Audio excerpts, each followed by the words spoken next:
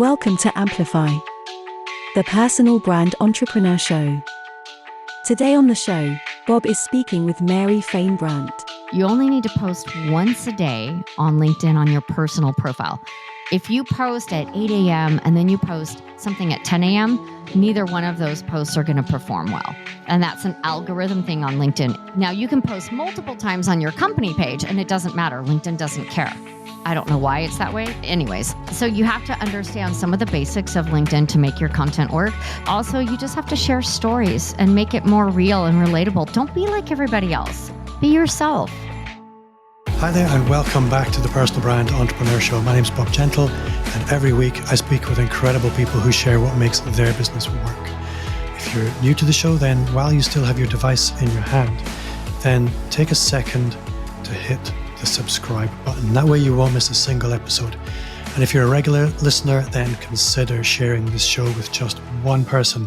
It's the very best way you can help me grow the show and reach more people. Now, I've mentioned a few times recently that I'm a little guilty of being a social media butterfly. I am everywhere. And while that is my business, it's not the finest strategy for most people. Normally, I would recommend applying the 80-20 rule and lean into what's working. And for me, right now, that's LinkedIn. So with me this week is California's very own LinkedIn princess, Mary Fain Brandt. Mary, welcome to the show. Why, thank you for having me, and thank you for that new title. I just became a princess. How did you know I always wanted to be a princess? Thank you, Bob.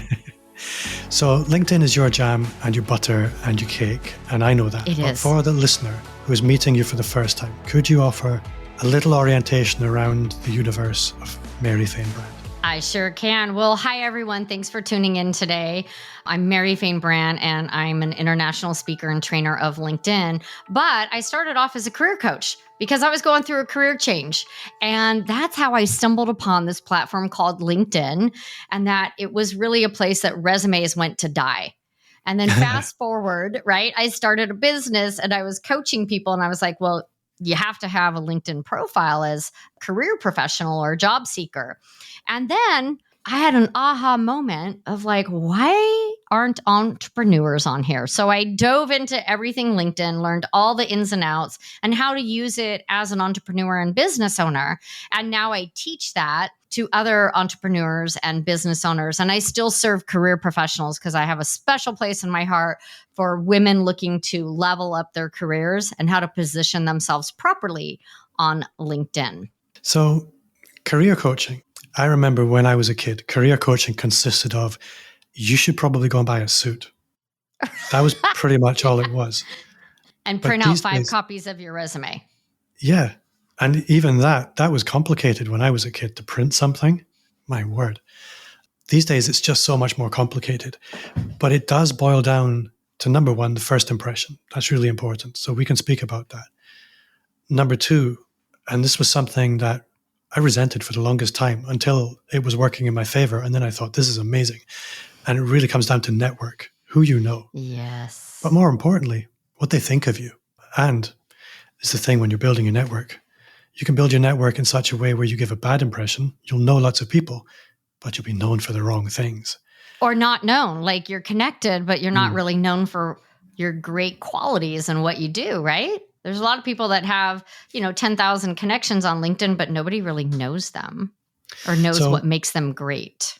Yeah. Now, LinkedIn is vast. We have groups, we have live streaming, we have audio, we have the feed, we've got content, we've got LinkedIn events. There's just so much. But if we were to take it from the perspective of the personal brand entrepreneur, so people like you and I, we're not necessarily looking for a job. Right. But actually, we are looking for a job every single day. It's quite different. So all of these things that matter in career coaching, they become incredibly important for the business owner. What are the most common mistakes that you see people making? Because we know LinkedIn matters, we know it's important, and yet every day people drive around LinkedIn like it was some kind of wacky racers show. Yeah, they drive like they're on they crash and burn on LinkedIn. So a couple things come to mind. First, they really haven't established a personal brand. So to get clear, your logo, Your font and your colors, those are brand assets. That is not your personal brand. So what do you stand for? Anyone that knows me knows that I love coffee. That's infused in my brand. I love bright colors. I show up with the energy. And I talk with my hands when you're on a live show, people who watch my live show. I am who I am online as I am offline. So defining and creating a personal brand and then pushing that out on LinkedIn, for lack of better words, like through your content. So mistake number 2, no, they're not producing content. So there's over 800 million users on LinkedIn. And I think it's still somewhere around 5 to 6% of users are creating content. Okay. So what better way to get in front of your clients? What better way for people to understand who you are as a person and what you do, what value, how you can help them than through content? So people don't push out content and then they're not consistent. They'll do it like once a month. I think I often talk about a personal brand being a little bit like a beacon, and everybody has one. Mm-hmm. I could meet the guy in the store downstairs. He has a personal brand, but there's a difference between the accidental personal brand that you grew up with and an intentionally cultivated and amplified personal brand. And this is the problem that you're describing, is people just assume that their personal brand is something that they have as an asset. Well, they haven't invested in it. There's nobody. Yeah, they haven't defined it, created it, and really thought about it. So part of my personal brand is I'm known as a connector. I love I mean, you and I, we met at Social Media Marketing World, right? For the first time in person, but I'm reaching out, connecting people that I intentionally wanted to meet you because you weren't from the United States. So let me tell the story for you, Mary. Okay. I was going to Social Media Marketing World as the scared new guy. I'll be honest. Although to be fair, I knew a few people there. I wasn't that scared. I was kind of looking forward to it. But a lot of the time when I go to an event, I'm one of the people that people generally know. Not so at Social Media Marketing World. And so when I got a message saying, hey, you should come to a breakfast thing I'm organizing because you're coming from out of town, I thought, fantastic. So you show your workings from my perspective. You walk the walk. This is genuine connecting. There's no agenda. There's just relationships. And today's seed of a relationship is tomorrow's opportunity. And now you're here. Ooh, that's a good saying. I'm going to have to borrow that. I like that. Yeah. So, and the same thing with LinkedIn. So for me, during the pandemic, everything was, it was a shit show. Okay. People were spamming and selling and they were like, Mary, I need a network. Well, have you been building it? Well, no, I need it now because I can't meet with people. Right. So really prep for anything to happen. So because of what happened during the pandemic and people were desperate to get on LinkedIn, didn't know how to do it, they were spamming everyone, I created my 3C method. And I think this applies to everyone. You need to learn how to connect in a non-salesy way. You need to cultivate the relationship, nurture it, and then you need to convert. And when I say convert, I mean convert to opportunities.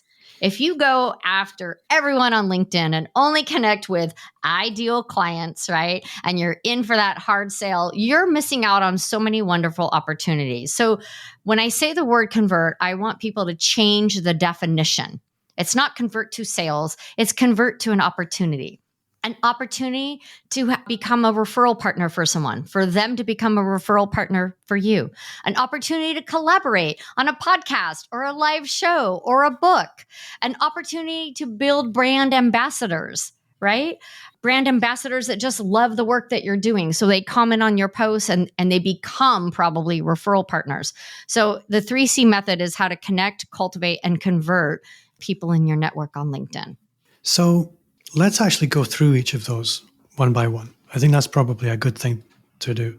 So connecting. There's a bad way to do this, and there's a good way to do it. I'm gonna just do the bad way. Every few days, I get a connection request from someone, and it's from a vague area. And I look at the profile and I think, okay, I know what's going to happen next. I'm going to accept this connection request, and in 3, 2, 1, ping. There's the direct message trying to sell me something. That's bad news.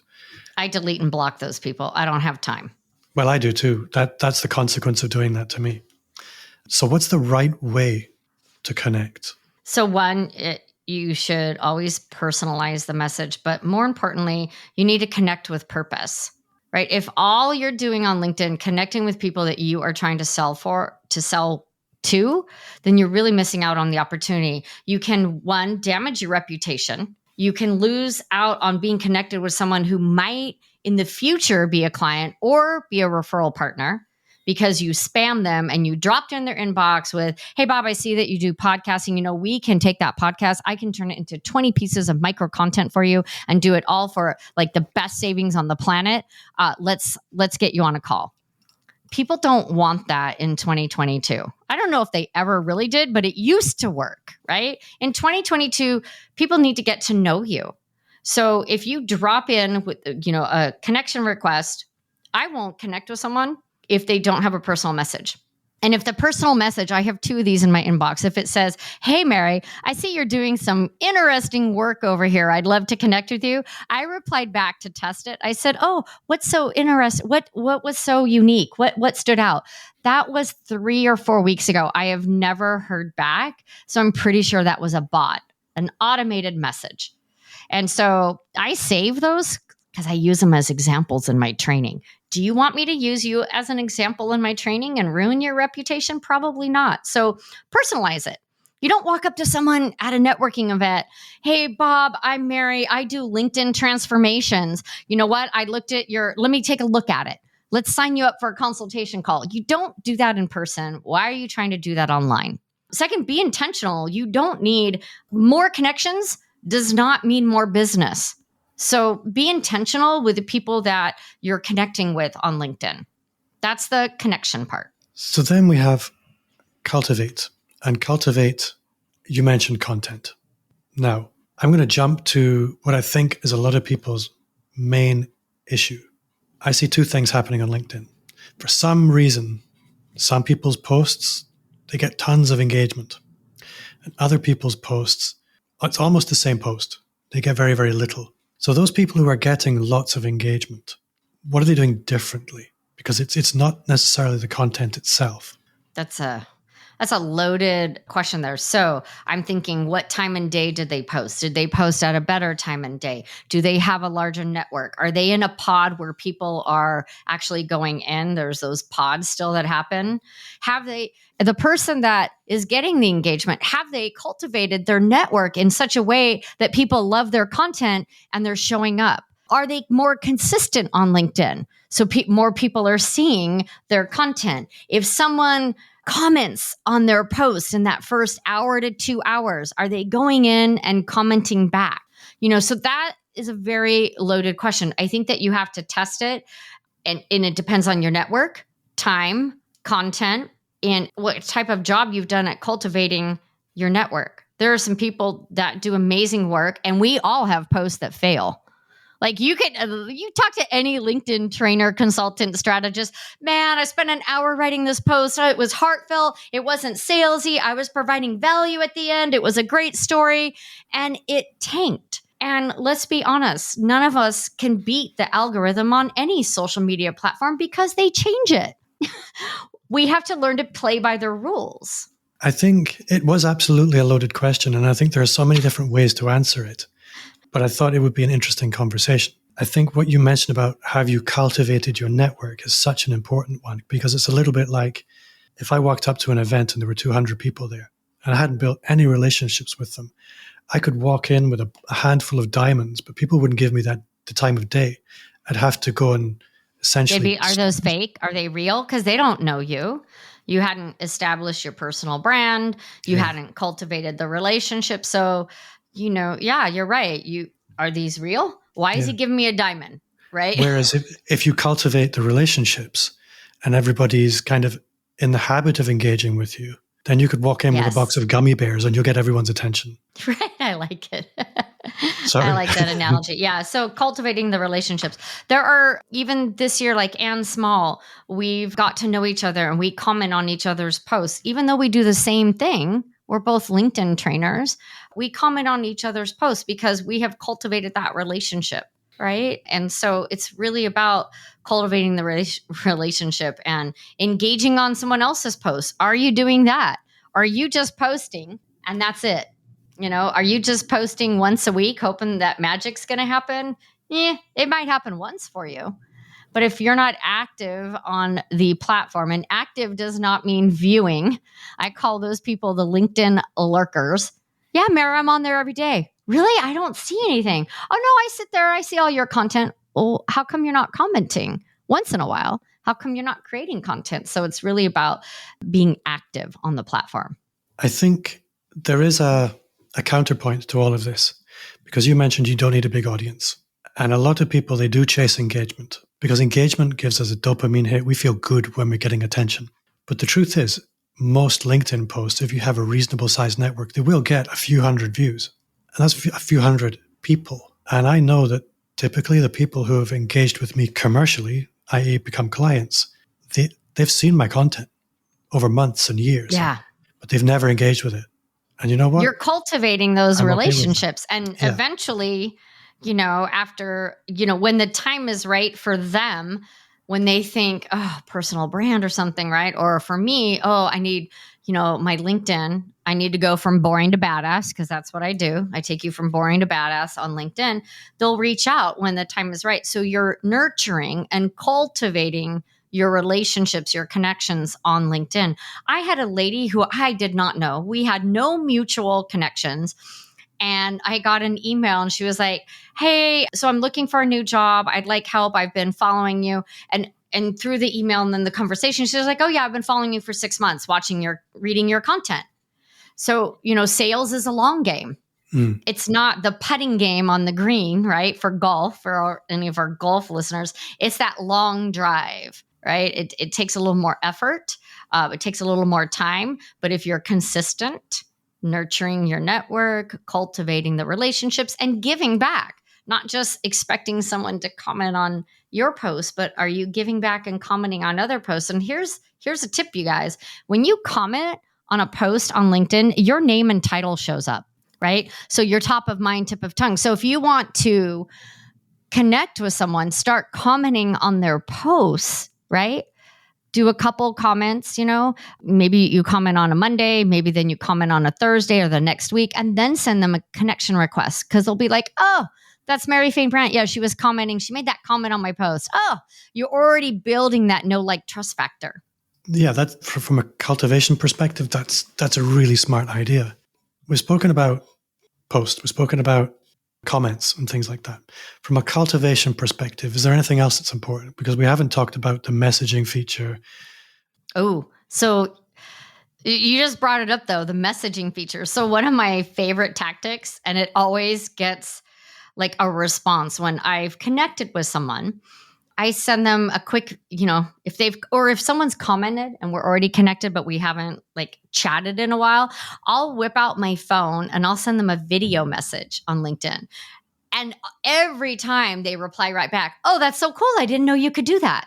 Or I'll send them an audio message on my phone. So don't just text the message, the in-mail message on LinkedIn. Mix it up. Do video. I'll be in workout clothes with a baseball cap and be like, hey, Bob, I just want to say thanks for your comment on my post. Or, hey, Susie, thanks for that message. I'd love to catch up with you. Let's look at something in 2 weeks. It just makes it more personal, right? And then you're more relatable to the connection, whether they're a client or just a connection, someone maybe you're going to collaborate with. I think the video messages and audio messages, they're quite magical because they are impossible to ignore. I don't know what it is that's happening in the brain when you send them, but I know when I receive them, I can ignore a message that comes in through DM with text, no problem. But if somebody's sent me a video, I can't just quickly glance at it. I have to hit play. But I know the moment I hit play, things are going to happen in my brain that create a relationship with this person. Yeah. It's really, really interesting and very powerful. I like what you said. So let's go with this. You guys stand out like a unicorn in the DMs on LinkedIn. Send a personal video or audio. I like that. I'm going to have to write that down. Right? So convert. We've connected, we've cultivated. I'm obviously whirlwinding through this. The conversion side of things, obviously everyone is on LinkedIn because they want customers. And there's a wrong way to do it. We've spoken about that. Yeah. But if you are somebody who needs new clients on a regular basis, what's your go-to methodology, routine, workflow, SOP, whatever you want to call it? Yeah, my routine is to provide value. Literally to provide value by the content that I put out. I deliver free value twice a week. Mondays with the audio show called The B Show, where we talk about coffee and career tips and trends. My co-host and I, Laura Bayshore, we do that every Monday to serve our career professionals and job seekers. And then on Tuesdays, I have 15 minutes of Fain, and I share business development, LinkedIn features and tips, and my favorite apps that I use as a business owner. We take the 15 minutes of Fain and then create more micro content so that more people can see that. So it's about sharing your knowledge, your expertise, and delivering value to your network, showing that you are the expert, you are the answer. And then I think it's mindset. We're not everyone's cup of tea. I'm not everyone's cup of tea. That's okay. You're not everyone's cup of tea, and that's okay. We need to be intentional in our messaging and in our content so that we can convert into the opportunities. So again, clients are great, but I'm going to go out on a limb and say, you know what's better than a client is a referral partner, because they feed you clients for life of the relationship. So if we maybe focus, yes, we want clients, but what if we kind of changed our mindset, Bob, and said, you know what? I'm going to look for 10 amazing referral partners. I'm going to create a deck for them that they can share with people that are, and I just did this, that they come across, I have someone that does talent acquisition and recruiting. Some of their clients need LinkedIn help. They don't have a stellar LinkedIn profile. That is part of a career professional's checklist these days. So creating a package that's just for his clients is creating a referral partner for life. That's really clever. It's clever to the point I had to write it down. I think, it's always more efficient to go looking for the one person who already has many of your clients rather than going out looking for each client. Create the referral partner. Laura and I, the co-host of the B Show, we have been referral partners for probably 4 years, and we have a 10%. We literally have a 10%. It's unofficial. We've written it up, but we don't have a link or anything. She's a resume writer. I don't write resumes. That's a special talent. God did not bless me with that, but she is amazing. And so when I have my career clients, part of the package is yes, and then you'll work with Laura, right? And when she does LinkedIn and career coaching, but she doesn't do the deep dive like I do. So we send clients back and forth, and we also refer, bits and pieces back and forth. So, create that. Imagine if you did that with 10 amazing people. I mean, it could be game changing. And I know I've had some amazing referral partners through my career. And in the difficult times, they were the difference between staying in business and going out of business. So I think we have to change our mindset on what convert means, convert to opportunities. Not everyone's going to be a client, and that's okay. You can't handle all your connections on LinkedIn needing your help, right? Let's be honest, right?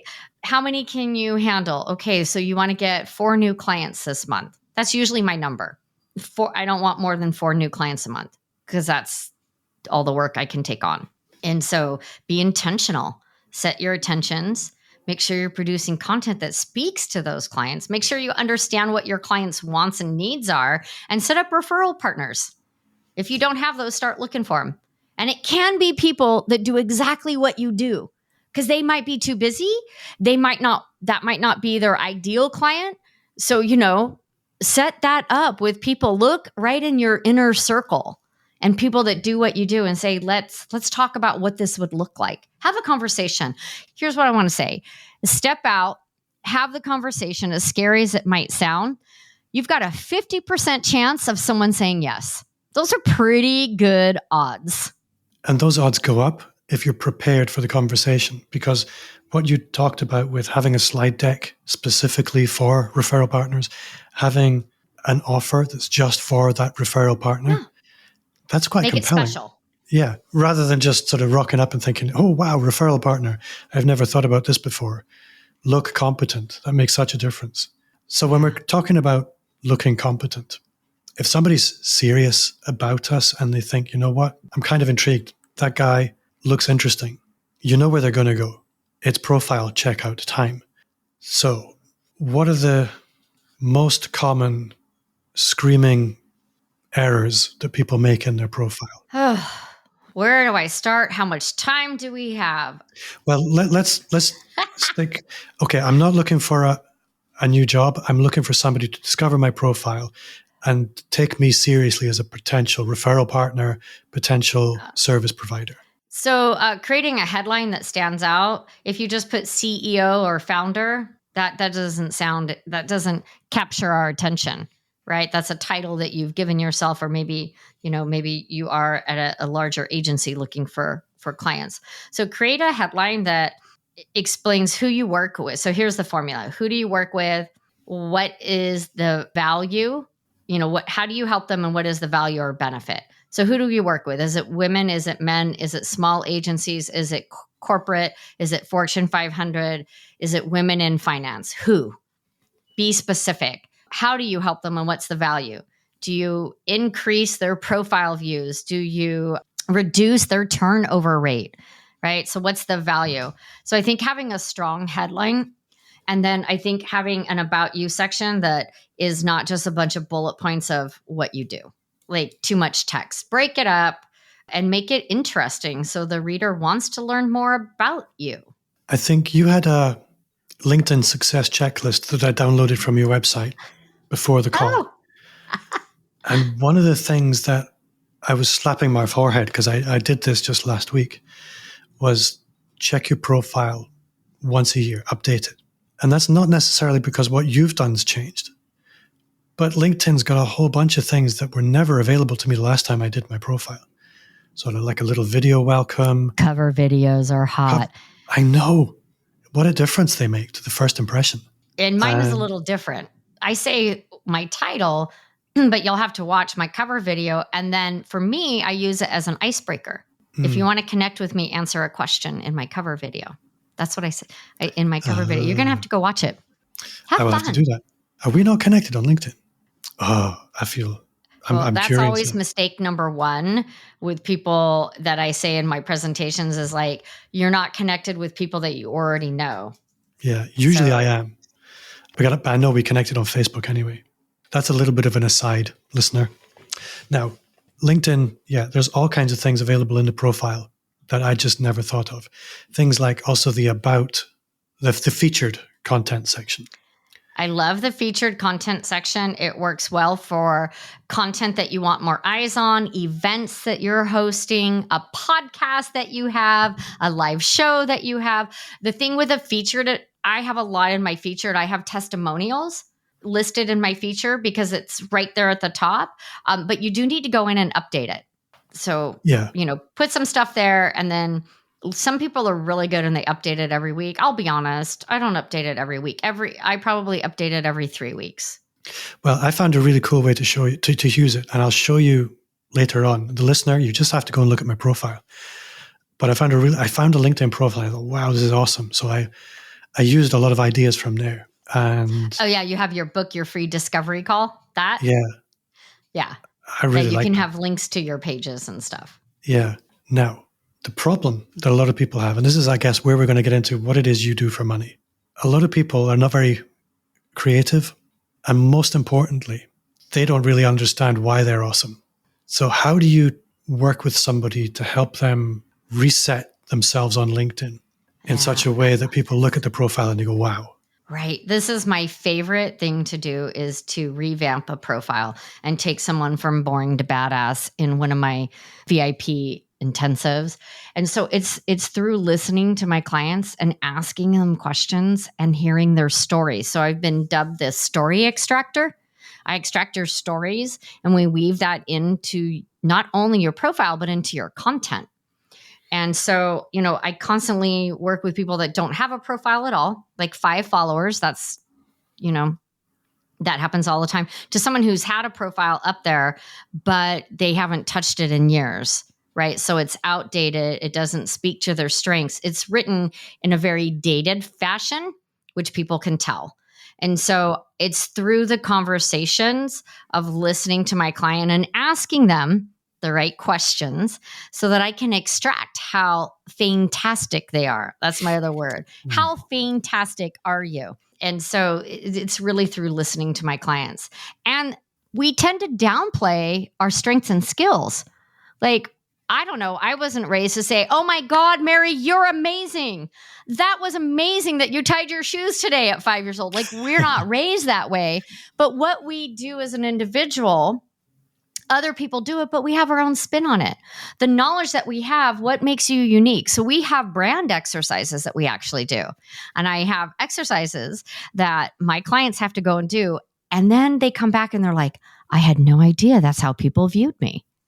And so it starts with some simple exercises. Then it goes into the conversations. And then I find the right words, right, that enhance, right, that really up level it. So we'll say, oh, I'm great with numbers.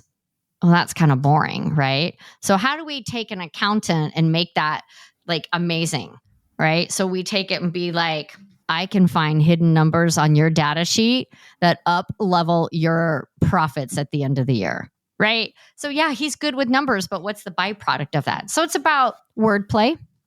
You mentioned the stories, and this kind of brings me back to content. So half of your profile on LinkedIn is the fixed point of your actual LinkedIn profile page. The other half of your LinkedIn profile is the content. It's the fuel to the beacon. It's the complement. So you have your personal profile, you can have a company page, two separate things. And then your content, I always say that your profile is the foundation, right? Foundation of your house. And then you have that company page, and the content is kind of protects everything, because without content, you just have a profile. How are people going to know how awesome you are? What services you offer, where you're traveling to, what conferences you're attending, what events you're attending. Like, there's content everywhere around you. So when people, the biggest struggle my clients have, the business owners, besides the profile, I can whip that out and get that done.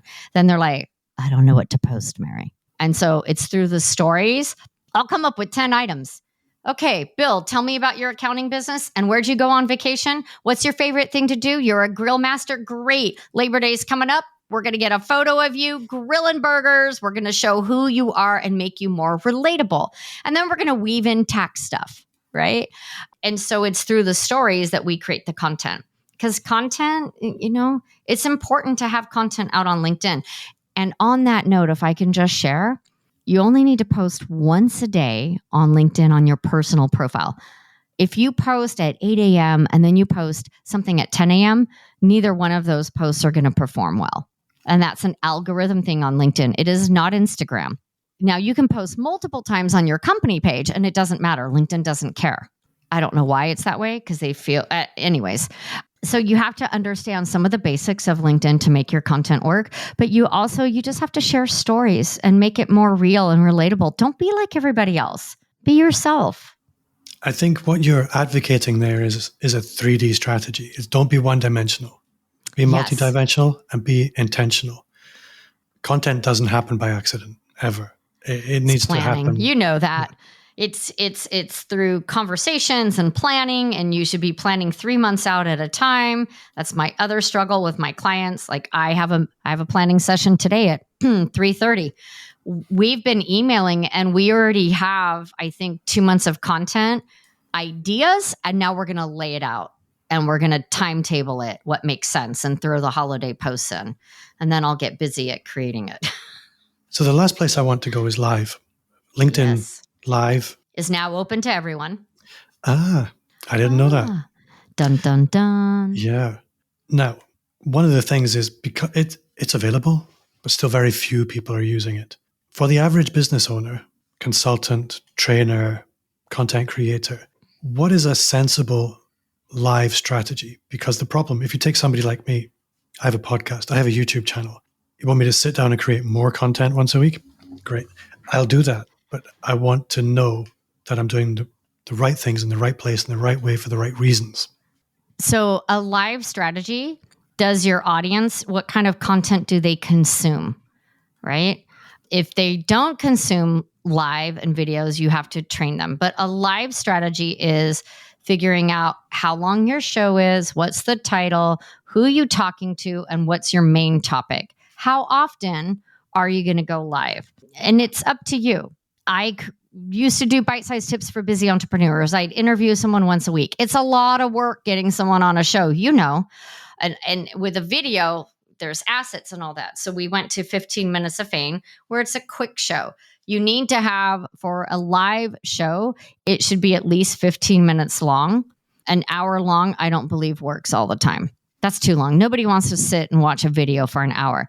The other thing you need to know is that you're going to get more action on the replays, right? Because the time zones and everything. And I've played with times, and, there are weeks where it's amazing, and there are weeks where it's not so much amazing. Going live is easy. I use StreamYard. They're amazing. Click a button, go live. You need a decent microphone and a light. I do believe that live shows that have a guest generate more viewers. Okay. So I do believe if you're going to start going live, it is better to have a guest come on. I agree. That all the times that I've gone live, it has generally been with a guest, and it's much easier. You don't have to. You don't have to carry the show. Yeah, it's a conversation. We're hardwired to have conversations. We're not really designed to have one-way conversations with a camera. Yeah. So I just, that would be my biggest tip is what type of information? Like, are you a blogger? So you're doing, is it copywriting? Like, what's your specialty? What do? You're a copywriter. Have other copywriters come on. Have people that publish books. Anything in that arena, right? But you need to, what do you want to be known for?